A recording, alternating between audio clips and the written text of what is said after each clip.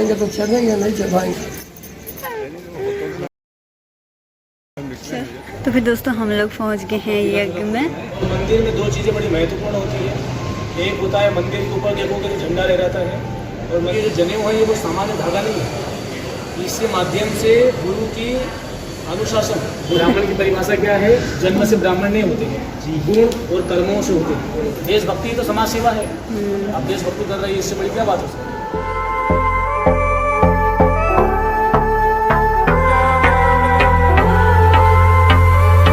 आपका स्वागत है प्रीति जेठा ब्लॉग में। तो फिर दोस्तों सबसे पहले बड़ों को प्रणाम और छोटों को आशीर्वाद।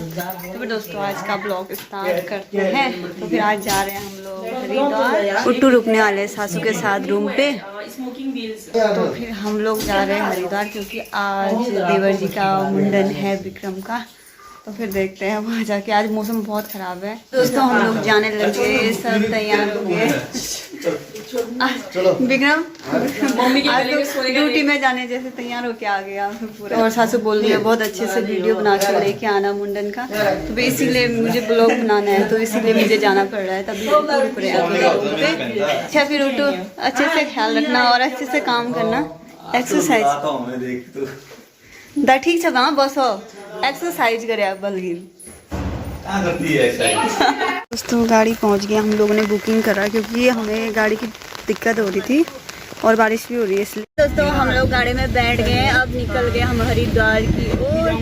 और देखते हैं मौसम सही होता है कि नहीं होता है। देवर जी आगे से बैठे हैं और हम 3 लोग, बस हम 4 ही लोग जा रहे हैं फिलहाल। Good morning अजूदा।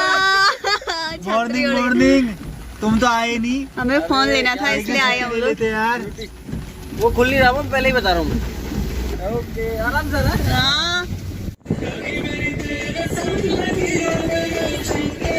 हेलो तो दोस्तों हम लोग पहुंच गए हैं। अभी जाना है गायत्री तीर्थ शांति कुंज हरिद्वार। इससे अंदर जाना है हमें, इस गेट से अंदर। दोस्तों हम लोग पहुंच गए हैं शांति कुंज हरिद्वार। तो फिर अभी विक्रम कैसा लग रहा है? आज तो मुंडन है। अच्छा लग रहा है। अच्छा लग रहा है। थोड़ी देर बाद सर के बाल उड़ने वाले हैं बोला। अच्छा तो तब लगेगा जब ये पूरे बाल उड़ेंगे ना, एक अलग ही सुकून मिलेगा। हाँ तभी दोस्तों थोड़ा यादगार एक वीडियो बना ले रहे हैं हम लोग ना। तो पता नहीं कितने महीने लग जाएंगे।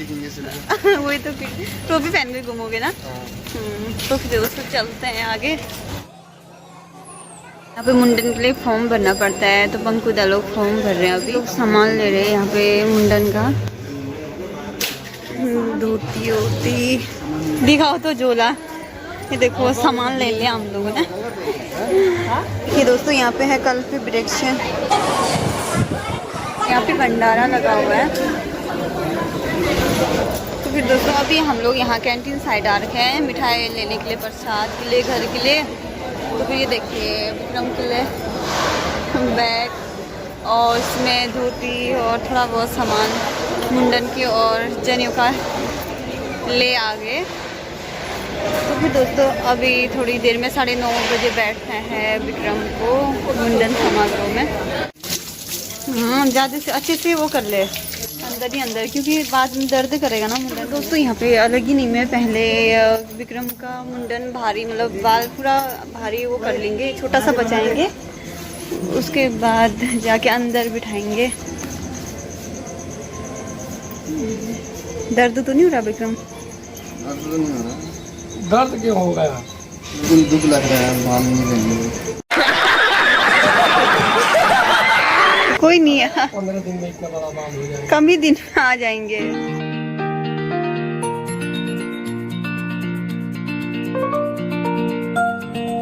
अच्छा लग रहा है।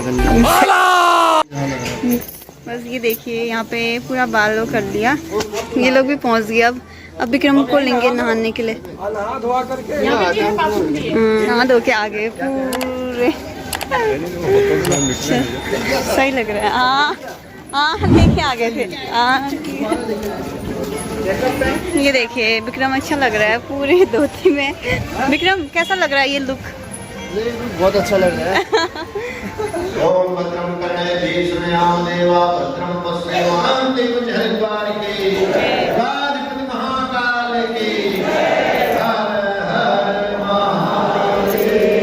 प्रेम मंत्र खत्म ख़त्म हो गया है। अब बैठना है यज्ञ में बैठना है विक्रम को। तो फिर हम लोग जा रहे हैं वहीं, सब लोग जाने लगे तो फिर बाहर आ गए हम लोग।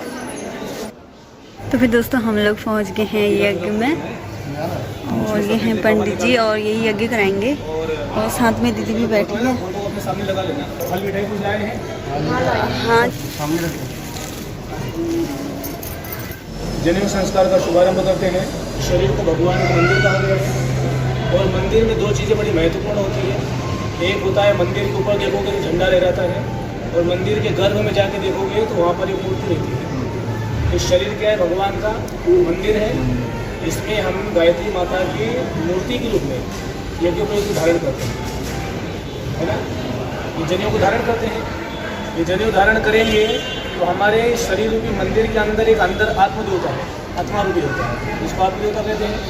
ये बाहर जो जनेऊ पहनते हैं ये उस अंदर की देवता को पोषण करने वाला होता है।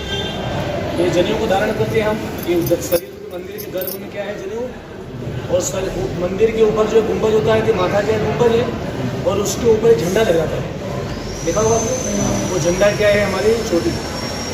ये भारतीय संस्कृति के दो प्रतीक हैं, सूत्र और शिखा, यज्ञोपवीत और चोटी। इसलिए हमें दो चीज़ें रखते हैं। जनेऊ संस्कार इसलिए करवाते हैं क्योंकि ये जो जनेऊ है ये वो सामान्य धागा नहीं है। इसके माध्यम से गुरु की अनुशासन, गुरु की शक्तियाँ और यज्ञ की जो सूर्य भगवान का जो प्रकाश है तो सूर्य की शक्ति और गुरु की शक्ति को अपने अंदर धारण करने का क्या है? माध्यम है। इसलिए जनेऊ धारण करने का ऋषियों ने विधान रखा है। इसमें 3 धागे क्यों हैं? ये 3 धागे बड़े महत्वपूर्ण हैं। अध्यात्म का जितना भी निचोड़ है वो 3 पर ही अटक जाता है। इस सृष्टि का निर्माण हुआ तो सतोगुण, रजोगुण, तमोगुण 3 गुणों से हुआ और इसके 3 प्रमुख देवता है ब्रह्मा, विष्णु, महेश। विज्ञान भी कहता है ठोस द्रव्य गैस और इलेक्ट्रॉन, प्रोटॉन, न्यूट्रॉन। अस्तमा सदगमय, तमसोमा ज्योतिर्गमय, मृत्युर्मा अमृतम गमय। ये 3 है। गौतम बुद्ध ने जो 3 सूत्र दिए थे वो भी गायत्री मंत्र के सूत्र हैं। बुद्धम शरणम गच्छामि, संगम शरणम गच्छामि, धम्मम शरणम गच्छामि। तो गायत्री को त्रिपदा कहा गया। त्रिपदा का मतलब होता है 3 चरणों वाली। तत्सवितुर्वरेण्यम भर्गो दिवस धीमहि धियो यो न प्रचोदयात्। ये हैं धोती लेने के लिए गए थे क्योंकि बड़े भाई हैं। कंफ्यूज नहीं होना है। हाँ, उल्टे में डालो और सुलटे से ढक लो। तो वा सर्वावस्थान गतोपि वा यः स्मरे पुंडरीकाक्षं सभाय अभ्यन्तरः शुचिः। ओम पुनातु पुंडरीकाक्षः, पुनातु पुंडरीकाक्षः, पुनातु। ऐसे छिड़क दोनों हाथों से पीछे छिड़कोगे। अब हम अंदर से पवित्र होंगे। अपना जिधर जिधर कर रहे हैं ना जो करो, ये सब आध्यात्मिक ट्रीटमेंट होला। जो मंत्र यहाँ से बोले जाते हैं और उसके साथ जो क्रिया करते हैं तो हमारा एक आध्यात्मिक परिवर्तन होता है, बदलाव हो जाता है। अभी हमने बोला 3 बार पियो, तो 3 बार जो मंत्रों के साथ हमने पानी पिया वो जल के साथ अभिमंत्रित हो गया मंत्रों के साथ। अब वो अंदर जाएगा तो हमको अंदर से बदलेगा। चोटी पकड़ते क्यों हैं? क्योंकि शरीर के विचार कहाँ से आते हैं? चोटी से। इसको हम पकड़ के प्रार्थना करते हैं भगवान इसके माध्यम से श्रेष्ठ विचार, अच्छे विचार करें। जो जैसा सोचेगा करेगा वैसा बन जाएगा। पॉजिटिव सोचेंगे तो पॉजिटिव बन जाएंगे। विचारों से मनुष्य चलता है। विचारों में अगर सकारात्मकता जाए तो इंसान को बदलते दिया जाए, और नेगेटिव विचार हो जाए तो बिगड़ जाए, भटक जाए। इसलिए हमको पॉजिटिव सोचना है। पंडित तो पंकुदाई लग रहे हैं। ऊपर 1 चम्मच जल छोड़िए। पाद्यम समर्पयामि।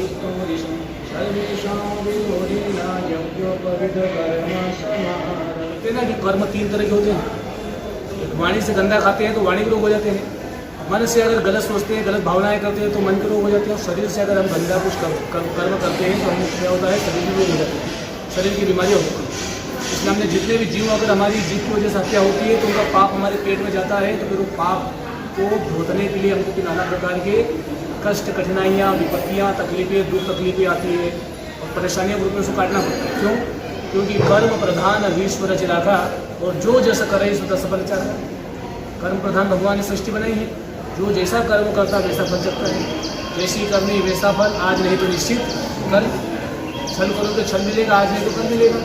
क्योंकि मनुष्य अपने भाग्य का निर्माता खुद है। आपका भाग्य अपनी मुट्ठी में है।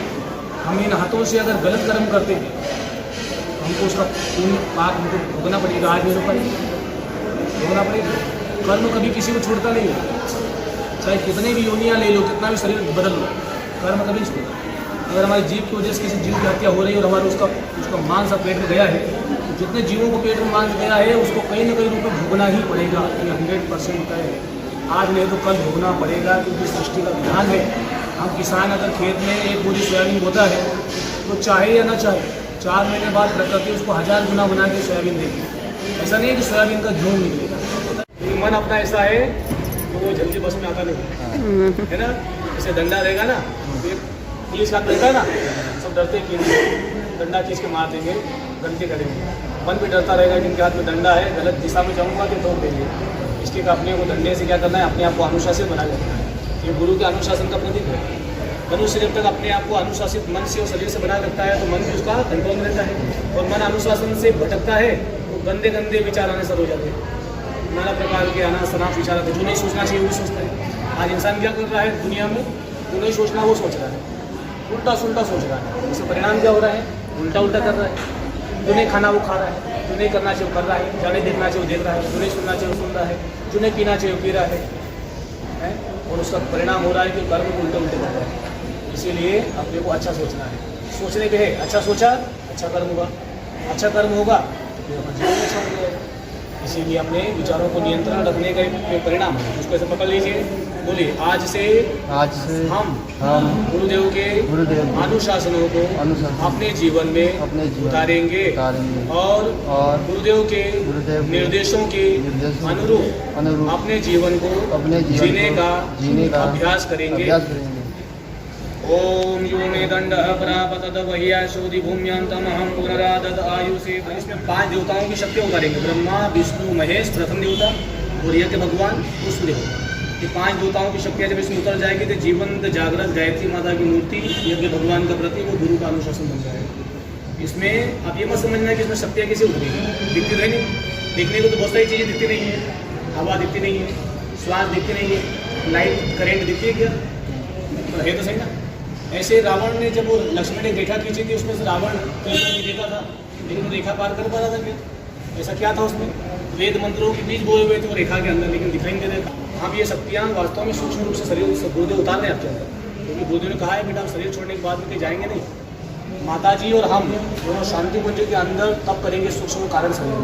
और जो भी हमारे बच्चे आएंगे उनको हम अपने दिव्य अनुदानों से प्राण शक्ति से भर देंगे।